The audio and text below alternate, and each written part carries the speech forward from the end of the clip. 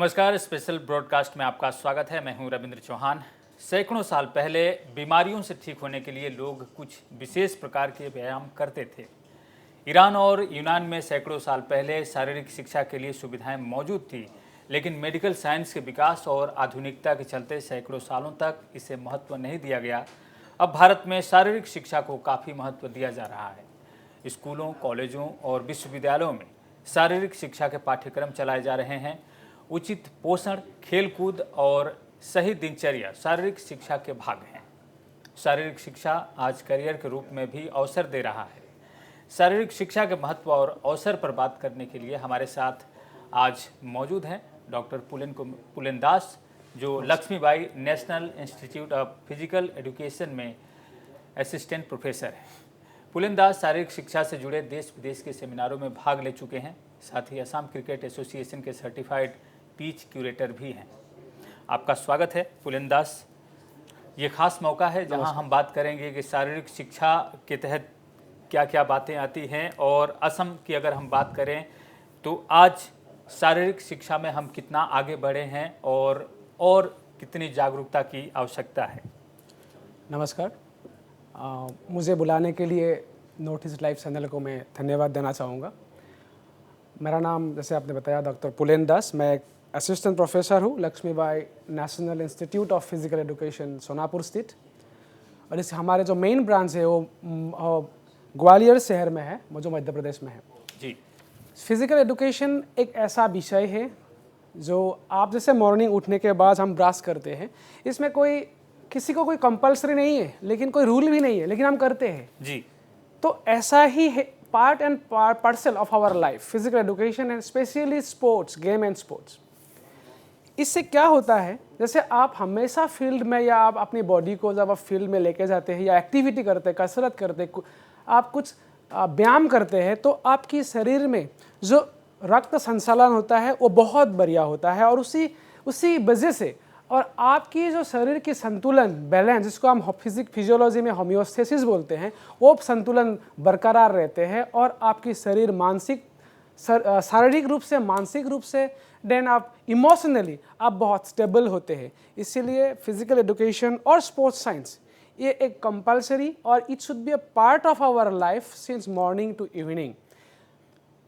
जी, हम आपसे जानेंगे कि वो कौन कौन से एक्सरसाइज हैं जिन्हें आम लोग कर सकते हैं, उन्हें करना चाहिए, और उसके लिए कोई शारीरिक शिक्षा लेने के लिए यूनिवर्सिटी में जाने की ज़रूरत नहीं है। इसके अवसर पर भी बात करेंगे, और खान पान किस तरह की होनी चाहिए इस पर भी बात करेंगे। लेकिन फ़िलहाल हम ये देखना चाहते हैं कि अब जो हम देखते हैं CBSE के स्कूल हैं, उसमें फ़िज़िकल टीचर होते हैं या फिज़िकल एजुकेशन की जो है वो दी जाती है, लेकिन राज्य स्तरीय स्कूलों में हम ये चीज़ नहीं देखते हैं। तो आप इस पर क्या कहना चाहेंगे कि ये जो फिजिकल एजुकेशन है ये सभी स्कूलों में होता तो सबके लिए बराबर होता, ठीक होता, और क्या इसके जो शिक्षा देने का जो शुरुआत है वो प्राथमिक स्कूल से हो तो ठीक रहेगा? इस पर आपकी क्या राय? बिल्कुल, मैं थोड़ा सा आप हिस्ट्री लेके जाता हूँ जी। जब हम मैंने भी बैचलर ऑफ फिजिकल एजुकेशन किया है, और जब मैंने गया था आसाम से दिल्ली पढ़ने के लिए, वहाँ पे आसाम में कोई व्यवस्था नहीं थी या नॉर्थ ईस्ट में कोई व्यवस्था नहीं थी, तो हमको इतना दूर भागना पड़ता था, जाना पड़ता था जी। लेकिन अभी आसाम में आप देखिए, आसाम में नेशनल इंस्टीट्यूट है, जैसे जहाँ पे मैं अभी काम कर रहा हूँ, डिब्रूगढ़ यूनिवर्सिटीज़ में department of faculty physical education की एक फैकल्टी है। जैसे मणिपुर में स्पोर्ट्स यूनिवर्सिटीज़ आ गए हैं, अरुणाचल की राजीव गांधी यूनिवर्सिटीज़ में भी डिपार्टमेंट आ चुके हैं। तो ऐसा नहीं है अभी हमारे जो वर्तमान सरकार है उसके अंदर, या आसाम में जो सरकार है उसके अंदर जो काम हो रहा है शारीरिक शिक्षा या गेम एंड स्पोर्ट्स के ऊपर, बहुत ज़्यादा फ़ायदेमंद है हमारे स्टूडेंट्स के लिए। जैसे हमको बाहर जाना पड़ता था, अभी हमारे बच्चे यहाँ पढ़ रहे हैं, और रोज़गार, बहुत इंपॉर्टेंट चीज़ ये है कि रोज़गार मिल रहे हैं। अभी रिसेंटली आपको बता दो, मैं जिस कॉलेज में काम करता हूँ, शॉर्टली LNIP बोलते हैं उसको, वहाँ पे हमने रिक्रूटमेंट ड्राइव चलाई थी। ये गवर्नमेंट ऑफ असम ने हम लोगों को ये एक कॉन्ट्रैक्ट नहीं है, एक मेमोरेंडम था, एक MOU थी, उसके हिसाब से हमने उसको एक्सपर्टाइज दी, हमने रिक्रूटमेंट प्रोसेस को चलाया और हमने almost more than 100 physical instructor स्कूलों के लिए, आसाम के स्कूलों के लिए हमने वहाँ पे चयन करने में हमने मदद की, हेल्प की। शायद अभी कुछ दिन बाद उसके अपॉइंटमेंट भी होंगे। तो ऐसा नहीं है कि अभी हमारा आसाम में बहुत अच्छा इंफ्रास्ट्रक्चर है। अभी रिसेंटली मैंने कल या परसों न्यूज़ देखा जिसमें 20 लाख करके 500 क्लबों को या मैदानों को असम में दिया जा रहा है, 20 लाख रुपया। तो ये अच्छा इनिशिएटिव है और ये प्रशंसनीय है। हमें इसके लिए हमारे जो मिनिस्ट्री है, specially chief minister of Assam honourable Himanta Biswa Sharma sir को मैं इसकी बहुत बधाई या मैं thanks from our sports community specially. और इसके लिए और कुछ करना है जो अगर मैं फर्दर अगर टाइम है तो मैं बता सकता हूँ इसके बारे में भी। जैसे आप मैं कुछ चीज़ें बताऊँ।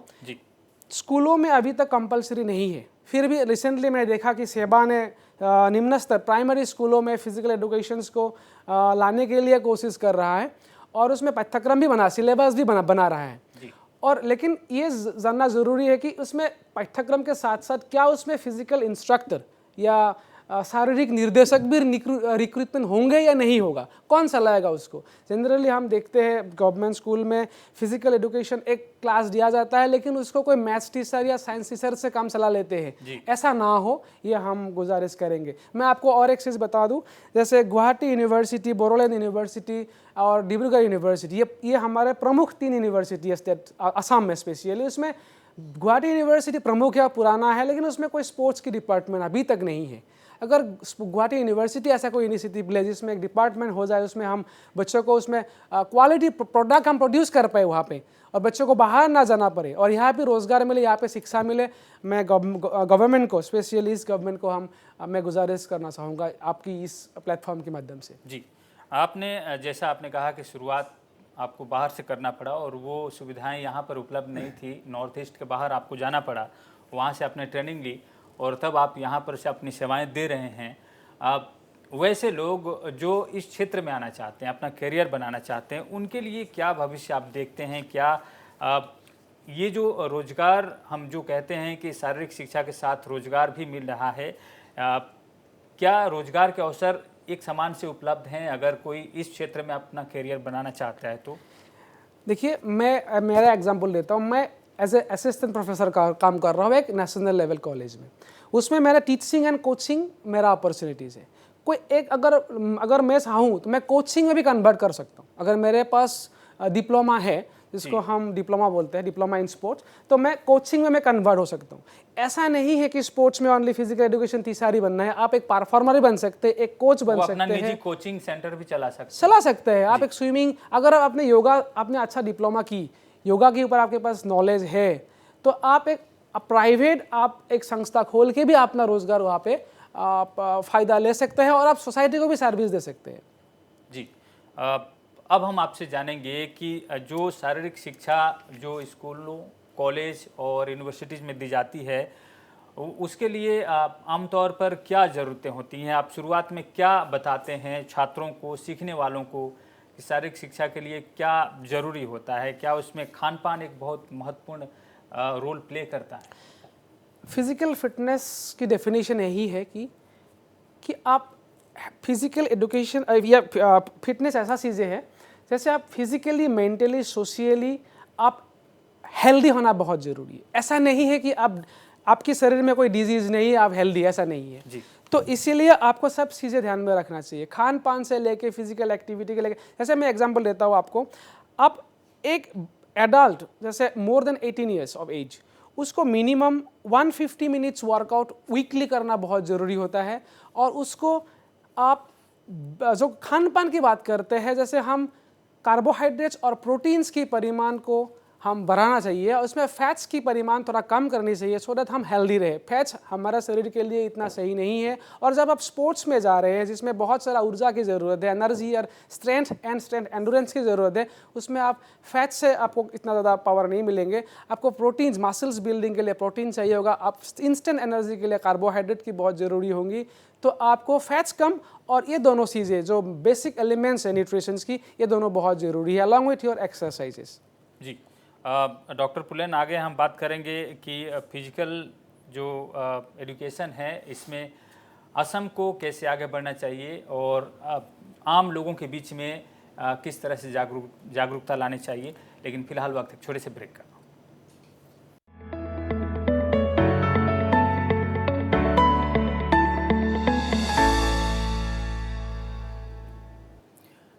ब्रेक के बाद आपका स्वागत है। हम बातचीत कर रहे हैं शारीरिक शिक्षा को लेकर। हमारे साथ डॉक्टर पुलेन दास हैं। डॉक्टर पुलेन, ब्रेक में जाने से पहले हमने ये कहा था कि हम आपसे बातचीत करेंगे और बताएंगे कि आम लोगों में शारीरिक शिक्षा को लेकर जागरूकता कैसे फैलाई जाए। हम देखते हैं कि आज माँ बाप अपने बच्चे को लेकर साथ में लेकर मैदान में जाते हैं, उनके साथ टेनिस के रैकेट होते हैं, फुटबॉल होते हैं, और उनको छोटे जब वो बच्चे होते हैं तब से वो सिखाना शुरू कर देते हैं।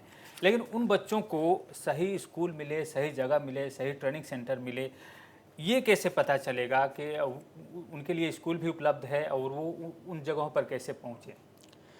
पहले तो मैं ये बताऊँ आपसे आपकी माध्यम से कि स्पोर्ट्स एज ए करियर, पहले था स्पोर्ट्स ऑप्शन था, रिक्रिएशन के लिए था। अभी स्पोर्ट्स एक प्रोफेशन की तरह देखा जाता है। जैसे मैंने बताया आपको, अगर एक बच्चा इंटरेस्टेड है तो उसकी टैलेंट आइडेंटिफाइड होना बहुत ज़रूरी है। टैलेंट आइडेंटिफिकेशन, उसकी इंटरेस्ट किस गेम में है या किस तरफ वो जाना चाहता है, एडवेंचर स्पोर्ट्स में जाना चाहता है, टीम स्पोर्ट्स में जाना चाहता है, इंडिविजुअल स्पोर्ट्स में जाना चाहता है। हालांकि मैं बता दूं, इंडिविजुअल स्पोर्ट्स में क्या होता है कि मेडल की जो उम्मीद होता है वो बहुत आसान होता है, क्योंकि उसमें कंपटीशंस इंडिविजुअल टू इंडिविजुअल होता है, उसमें तैयारी भी अलग तरह के होता है। तो इसी वजह से अगर मैं पहला क्राइटेरिया ये है कि पेरेंट्स ये जान ले कि स्टूडेंट्स की या उसके बच्चा या चिल्ड्रन किस तरफ जाना चाहते हैं, इंडिविजुअल या टीम स्पोर्ट्स में जाना चाहते हैं। उसके बाद ज़रूरी है कि उसकी बेसिक ट्रेनिंग कहाँ दिया जाए। सबसे जो नज़दीकी मतलब पास में जो आपको मिलेंगे वो है डिस्ट्रिक्ट स्पोर्ट्स ऑर्गेनाइजेशंस। आपकी पास में ही एक डिस्ट्रिक्ट स्पोर्ट्स ऑर्गेनाइजेशन है। असम गवर्नमेंट में अभी बहुत सारा डिस्ट्रिक्ट स्पोर्ट्स ऑफिसर भी रिक्रूट किया हुआ है और कोचेस भी रिक्रूट किया हुआ है। उसके पास जाइए और आपकी इंटरेस्ट को शो कीजिए, आप कैसे आपकी बच्चे को उस गेम में आगे लेके जा सकते हैं। तो वहाँ से आप एडवाइस लीजिए, ट्रेनिंग वहाँ से शुरू करना है। पहला बात वो है, एज ए परफॉर्मर आप वहाँ से स्टार्ट करेंगे। लेकिन ऐसा नहीं है कि आपकी बच्चे परफॉर्मर ही बनेगा। एज ए मेरी तरह या हम जैसे कोई लेक्चरर, कोई स्कूल की टीचर भी बन सकता है या कोई अदर। ऐसा नहीं है कि ओनली कोचेस, टीचिंग और ऐसी परफॉर्मर ही फिजिकल एजुकेशन या स्पोर्ट्स में अपॉर्चुनिटीज़ है, ऐसा नहीं है। इसमें बहुत सारा अपॉर्चुनिटीज है। जैसे मैं बता दूं आपको कि फिजियोथेरापी से एक ऐसा ऑप्शन है जो स्पोर्ट्स में भी जुड़ा जाता है। जैसे आप स्पोर्ट्स जर्नलिज्म की बात कर सकते हैं, स्पोर्ट्स फोटोग्राफी की बात कर सकते हैं, स्पोर्ट्स कमेंट्री की बात कर सकते हैं, या यूनिवर्सिटीज़ में आप स्पोर्ट्स डायरेक्टर जैसा एडमिनिस्ट्रेटिव पोस्ट में भी आप जा सकते हैं अगर आपके पास क्वालिफिकेशन है। जी, हमें तो लगता है डॉक्टर पुलेन दास की इसमें भी अब कंपटीशन धीरे धीरे बढ़ते जा रहा है, क्योंकि आप जिस तरह से बता रहे हैं, हम ये देख रहे हैं कि जहाँ भर्तियाँ हो रही हैं, ऐसे ऐसे टीचर्स जो फिजिकल एजुकेशन देते हैं, उनमें पहले सिर्फ एक सिंपल फिजिकल इंस्ट्रक्टर की ज़रूरत होती थी। अब उनके साथ एलिजिबिलिटी ये हो गया है कि उनको बीएड होना चाहिए, एमएड होना चाहिए, पीएचडी भी होना चाहिए। तो हमें लग रहा है कि इस क्षेत्र में भी कंपटीशन बढ़ने लगा है, यानी लोग ज़्यादा से ज़्यादा इसको अपनाने भी लगे हैं और कंपटीशन भी बढ़ने लगा है। हमारा सवाल आपसे अब ये है पुलेन दास जी कि जब आप स्कूलों में, कॉलेज में, विश्वविद्यालय में इसकी शिक्षा देते हैं, उनके बच्चों के और भी अलग अलग काम होते हैं, असाइनमेंट होते हैं, तो कौन सा पार्ट होता है, कौन सा भाग होता है जहां वो फिजिकल एजुकेशन को लें और उसमें एक्सरसाइज भी करें, क्योंकि उनके और भी दूसरे काम होते हैं पूरे दिन भर की अगर हम बात करें? देखिए, जब एक स्टूडेंट या एक children bachelor of Physical education या शारीरिक शिक्षा को एज ए करियर मानता है, तो वो कुछ कोर्सेज के अंदर उसको कंप्लीट करनी होती है। जैसे एक कोर्स का नाम है बैचलर ऑफ फिजिकल एजुकेशन, जो 4 इयर्स की होती है, 3 इयर्स का भी होती है और 2 इयर्स का भी होती है। इसकी भर्ती की मैं थोड़ा सा बता दूं आपको। अगर कोई स्टूडेंट्स क्लास 12 में 50% लेके पास हुआ है और उसके पास एक सर्टिफिकेट है, अगर वो स्टेट नेशनल पार्टिसिपेशन है, तो वो फिजिकल एजुकेशन कोर्स के लिए वो एलिजिबल होता है। क्लास 12 के बाद जैसे हमारे संस्था जो LNIP है, ये 4 years integrated training course provide करती है। और अगर BA पास करने के बाद, जनरल ग्रेजुएशन के बाद अगर आपके पास 50% मार्क्स है, तो भी आप फिजिकल एजुकेशन कोर्स में, डिग्री कोर्स में जा सकते हैं। उसके लिए आपको 2 साल पढ़नी पड़ेगी। इसके लिए bachelor of Physical education for 2 years. हमारे कॉलेज में bachelor of Physical education 4 years. और ऐसा बहुत सारा संस्था हमारे इंडिया में है जिसमें 3 इयर्स की भी कोर्सेज होता है, वो भी हायर सेकेंडरी मतलब क्लास 12 के बाद होता है। और उसके बाद आप मास्टर डिग्री में अगर आप चाहे तो जा सकते हैं, जिसमें आप रिसर्च के ऊपर काम कर सकते हो, या पोस्ट ग्रेजुएशन डिप्लोमा भी कर सकते हैं, या पीएचडी जैसे हाईएस्ट डिग्री माना जाता है, doctor of philosophy in physical education and sports science करके किसी संस्था की आप एक प्रवक्ता बन सकते हैं, या किसी जैसे national Institute of technology NIT में, या किसी एडमिनिस्ट्रेटिव पोस्ट में भी आप जा सकते हैं as a sports director. University में एक पोस्ट होता है, मैं बता दूं आपको, जिसको बोला जाता है sports officer, student sports officer. वो फिजिकल एजुकेशन बैकग्राउंड से ही जाता है, वो एडमिनिस्ट्रेटिव पोस्ट होती है। जी, आप बिल्कुल इस तरह की चीज़ें हम आजकल देख रहे हैं कि हर डिपार्टमेंट में हमें इस तरह के जो स्पोर्ट्स ऑफिसर या ये डिपार्टमेंट हमको देखने को मिलता है। डॉक्टर पुलेन, हम बात करेंगे कि पढ़ाई के साथ या अगर कोई पेशेवर लोग हैं, काम करने वाले लोग हैं, ऑफिस में जाने वाले लोग हैं, वो कैसे समय निकालें, क्योंकि फिजिकल एजुकेशन सबके लिए ज़रूरी है। ये ज़रूरी नहीं है कि फिजिकल एजुकेशन के बाद रोज़गार में ही लोग लग जाएं या इसे एक करियर ही बना लें। आम लोग भी इसे अपनाएं, तो वो किस तरह से अपनाएं, और पढ़ाई के साथ कोई छात्र है तो फिजिकल एजुकेशन कैसे लें, और एक कर्मचारी है जो किसी सरकारी दफ्तर या निजी दफ्तर में काम करता है तो वो इसको किस समय करे, कैसे करे और कैसे प्राप्त करे। जैसे मैं शुरू में बताया था आपको, जैसे ब्रश करना एक डेली एक्टिविटी होता है, ऐसे ही आप morning, basically morning 6 to 7 o'clock at least 1 hour if possible, अगर नहीं होता है तो 30 मिनट्स और 40 मिनट्स अपनी मैं असामीज आ गया मेरे जी, मैं आपको बता दूं कि 30 to 40 मिनट्स आपको एक्सरसाइज करना बहुत ज़रूरी होता है। आप कुछ ना करें तो एटलीस्ट आप ब्रिस्क वॉक करें अपनी गार्डन में, आपकी जो सामने वाला रोड होता है, मोहल्ला होता है, उसमें आप वॉकिंग कीजिए, ठीक है। तो at least 30 minutes daily activities important है हमारे लाइफ में। मैंने पहले आपको बताया था कि 150 minutes in a week workout बहुत ज़रूरी है। उसमें आप मॉडरेट वॉक कीजिए, आप योगा कीजिए, प्राणायाम कीजिए। आप ऑफिस में लेट मत रहिए, that is not a good sign. आप ऑफिस में ज़्यादा वक्त मत दीजिए, जब तक आपको काम करना है उस टाइम तक आप रहिए ऑफिस में, और आप घर आइए, या आप किसी साइड में जो मैदान होता है या गार्डन होता है वहाँ पे आइए। आप आके आप फिजिकल एक्सरसाइज या एटलीस्ट कुछ ना करें तो आप वॉक तो कीजिए 20 मिनट्स। जैसे आप बिल्डिंग में आप चढ़ते हैं तो भी आप लेदर यूज़ कीजिए, आप लिफ्ट को ज़्यादा प्रेफरेंस ना दीजिए। आप और एक चीज़ बता दूँ आपको, एक्सरसाइज करने से नहीं होंगे, आपको खान पान में बहुत ध्यान रखना पड़ेगा। आप एक्सरसाइज कर रहे हैं लेकिन आप खा रहे, आप फैट्स डाइट खा रहे। आपको मैं बता दूं, किसी भी फ्राइड फूड जो तेल में डुबा हुआ, जो कोई भी खाना हो, वस्तु हो, आपको 1000 कैलोरीज दे देंगे। किसी भी स्वीट आपको 1000 कैलोरीज दे देंगे। आप जितना भी मेहनत किए थे सुबह शाम, एक ही वक्त में आपने शरीर में अपना कंजम्पशन कर लिए। तो आपको एनर्जी कंजम्पशन और एनर्जी एक्सपेंडिचर, इस रेशियो को आप मतलब एक बैलेंस रखना बहुत ज़रूरी होता है। आप खा ज़्यादा रहे लेकिन एक्सरसाइज या आप एक्सपेंडिचर कम कर रहे हैं तो आपके शरीर में उस तरह का फुर्ती नहीं आएंगे, आप एक लेजीनेस की तरफ जाएंगे, आपके शरीर में बीमारी होंगी और आप डिजीज़ को आप बुलाएंगे। स्पेशली इसीलिए मैं बता दूं आपको कि 150 मिनट्स वीकली वर्कआउट करना फॉर द मॉडरेट इंडिविजुअल, जो मतलब डेली इतना टाइम नहीं मिलता, उसको ऑफिस भी जाना पड़ता है, घर भी संभालना पड़ता है, तो उसके लिए मिनिमम 150 मिनट तो बहुत ज़रूरी है। और कौन सा प्रकार के एक्सरसाइज करना ज़रूरी है बता दूं आपको। स्पेशली अगर आप देखें तो कार्डियो एक्सरसाइज, अभी देखिए यंग हार्ट्स आर डाइंग, अभी बहुत सारा हार्ट अटैक की हमको एग्जाम्पल मिल रहा है जो 30-40 में भी हो रहा है। इसके रीजंस बहुत सारा हो सकता है, लेकिन हार्ट बहुत वीक हो रहा है अभी हमारे यंग जनरेशन्स में। इसका रीज़न है हम कार्डियो फिटनेस के ऊपर ज़्यादा ध्यान नहीं दे। कार्डियो फिटनेस का मतलब है आप हार्ट की पंपिंग क्वालिटी को या इफिशियंसी को बढ़ाना।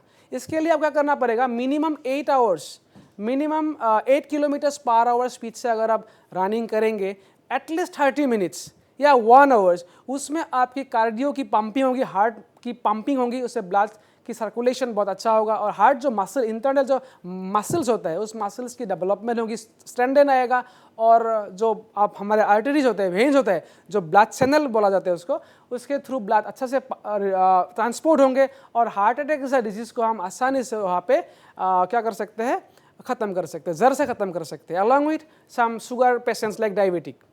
जी, थ्रू द कार्डियो एक्सरसाइज। लेकिन आपको जॉइंट्स या मसल्स की स्ट्रेंथन बढ़ाना है तो आपको थोड़ा सा वजन उठाना पड़ेगा, मतलब वेट ट्रेनिंग की तरफ थोड़ा सा जाना पड़ेगा आपको। वेट ट्रेनिंग करने से क्या होता है, आपके मसल्स थोड़ा सा स्ट्रेंथन होते हैं, जॉइंट्स की लिगामेंट थोड़ा सा, लिगामेंट की जो पकड़ होता है या उसकी जो स्ट्रेंथन होता है वो मजबूत होता है, तो आप जॉइंट पेन या अर्थराइटिस जैसा डिजीज से आप बच सकते हैं। इसलिए थोड़ा सा आपको लेग प्रेस जैसा एक्सरसाइज या स्क्वाट जैसा एक्सरसाइज विदाउट इक्विपमेंट्स आपको करनी चाहिए, जिसमें आप शरीर की लचीलापन आपको थोड़ा सा उसमें महसूस कर सकते हैं। जी, हमारे पास समय नहीं है, लेकिन जो बातें आपने बताई है काफ़ी महत्वपूर्ण है। जाते जाते आपसे बहुत ही संक्षिप्त सवाल पूछ लेते हैं कि कई बार ये शिकायत होती है कि कब हल्का खाना खाना चाहिए, कब भारी खाना खाना चाहिए, कब शुरुआत करना चाहिए। कई लोगों को शाम को समय मिलता है एक्सरसाइज करने का, कई लोगों को सुबह मिलता है।